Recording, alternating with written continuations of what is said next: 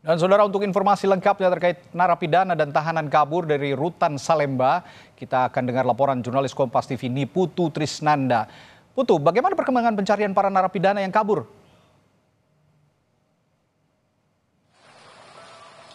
Ya, sampai dengan saat ini tentu saja kepolisian masih terus menelusuri terkait dengan keberadaan dari 7 narapidana dan juga tahanan yang berhasil melarikan diri dari lapas kelas 1 Salemba di Jakarta Pusat. Dan kalau yang juga seperti sudah disampaikan berkali-kali, begitu seperti yang juga bisa dibaca oleh publik dari pemberitaan, mekanisme yang dilakukan pertama adalah membobol atau memotong teralis. Ini merupakan ventilasi di area kamar mandi yang kemudian disambung dengan atau diikat dengan menggunakan sarung untuk turun. Karena kalau saya melihat bagaimana struktur dari lapas Salemba sendiri, ini memang dari area lapas ke bawah itu cukup jauh sehingga tidak bisa lompat begitu saja. Dan juga ada beberapa tingkatan-tingkatan seperti pagar-pagar yang harus dilalui. Jadi setelah dibobol teralis yang ada di kamar, tepatnya itu di Blok S, kamar nomor 16, lalu kemudian menggunakan sarung dan masuk ke gorong-gorong.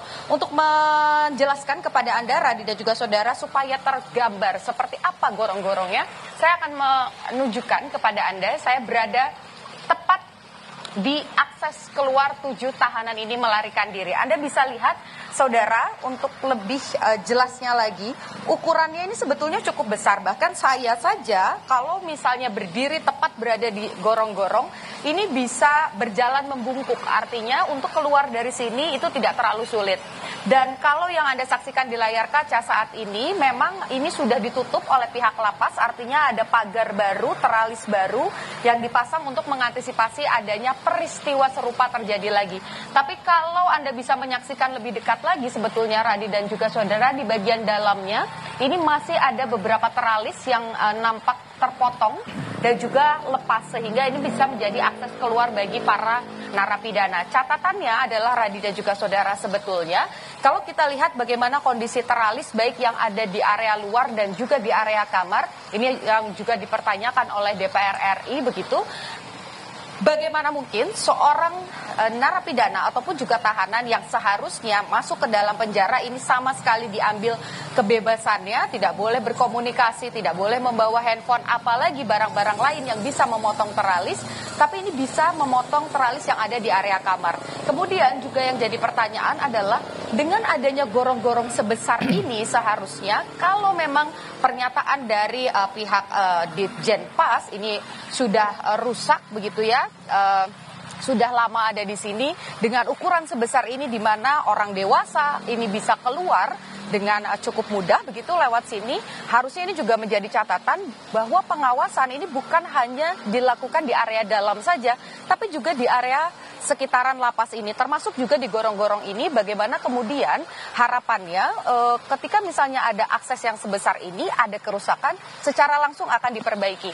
Dan juga saudara, selain itu yang saya amati juga dari sore tadi sampai dengan saat ini saya melaporkan kepada Anda, Radi, memang di area belakang ini, baik itu di area pagar di pinggir-pinggir lapas ataupun juga di sepanjang jalan dan pos kamling yang ada di depan, saya tidak melihat adanya CCTV yang kemudian bisa merekam aktivitas mencurigakan, karena kan ketakutannya atau dugaan sementara apakah memang ada pihak luar juga yang membantu untuk memotong area gorong-gorong ini. Nah, itu yang kemudian jadi pertanyaan, karena tidak ada CCTV, lantas bagaimana pengawasannya? Lalu kalau Anda lihat juga dari area gorong-gorong tempat tadi saya menunjukkan kepada Anda, ke area depan ini merupakan jalan raya, jadi aksesnya sangat mudah.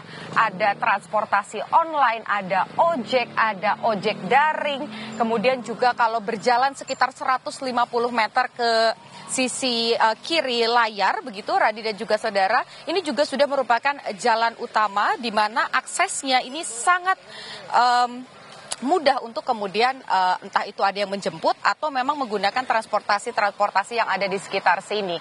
Memang kalau kita lihat dari 7 narapidana dan juga tahanan yang kabur, ini semuanya ini terlibat dengan kasus narkotika begitu. Bahkan satu diantaranya ini disebut sebagai gembong narkoba yang atas nama Murtadi begitu, dan ini menjadi catatan terkait dengan pengawasan di dalam. Yang harus ditelusuri oleh pihak kepolisian tentu saja selain mengembalikan para tahanan ini untuk melanjutkan masa hukumannya ataupun juga menjadi warga binaan di dalam lapas, segera dikembalikan, ditemukan dan ditangkap kembali, tetapi juga ke depannya bagaimana dari pihak lapas sendiri. Ini kelas 1 ya Radi dan juga saudara, kita tahu di beberapa daerah dan di Jakarta pula begitu, harapannya di kepemimpinan Presiden Prabowo Subianto dengan juga sudah memecah ada 2 kementerian koordinator begitu ya, dipisah sendiri menjadi Kementerian Hukum, HAM, Imigrasi dan juga PAS. Harapannya adalah ada keseriusan untuk menangani hal-hal seperti ini agar tidak terjadi lagi. Yang kedua, selain itu, selain sistem pengawasan, bagaimana juga ketertiban di dalam lapas supaya tidak ada barang-barang yang memang tidak seharusnya ada di dalam lapas tapi masuk ke dalam lapas, kunjungan-kunjungan, ini juga soal jumlah pegawai dan juga soal tahanan atau narapidana yang di dalam lapas. Isu soal overcrowded, terus kemudian jumlah yang tidak sepadan antara pegawai dan juga tahanan, tentu ini sudah bukan isu yang pertama, bahkan dari era sebelumnya pada saat Yasona Lawli misalnya masih menjadi menteri begitu, ini sudah ada isunya. Nah, ini yang kemudian harus diperhatikan. DPR sudah mengeluarkan kritik, jangan sampai ini ada upaya baik itu dari orang dalam, orang luar, atau kerjasama antara orang dalam dan juga orang luar untuk mengeluarkan 7 tahanan tadi. Tapi yang lain, kritik yang juga harus disampaikan tentu saja terkait tadi bagaimana kemudian pegawai atau petugas lapas ini jumlahnya tidak terlalu jomplang jika dibandingkan dengan jumlah narapidana yang ada di dalam. Tentu kita tidak boleh berandai-andai, Radi dan juga saudara, ini masalah hukum, kita serahkan kepada pihak kepolisian apakah nanti akan ada hal-hal baru, karena sampai dengan saat ini pihak kepolisian masih menutup rapat karena hubungannya terkait dengan penyidikan, mencari di mana lokasi dari 7 narapidana yang kabur. Ya, jadi kita masih menantikan bagaimana pernyataan resmi dari kepolisian. Tapi itu 2 catatannya, pengawasan, dan yang kedua adalah stabilitas atau kesamaan antara pegawai dan juga narapidana di dalam lapas. Radi. Ya, apakah ada nanti pemeriksaan lanjutan? Kalau kita melihat sih harusnya ada ya, pemeriksaan lanjutan terhadap petugas lapas maupun juga pihak luar yang diduga membantu kaburnya 7 narapidana di Rutan Salemba kelas 1 ini. Terima kasih Niputu Trisnanda melaporkan langsung dari Rutan Salemba kelas 1 Jakarta.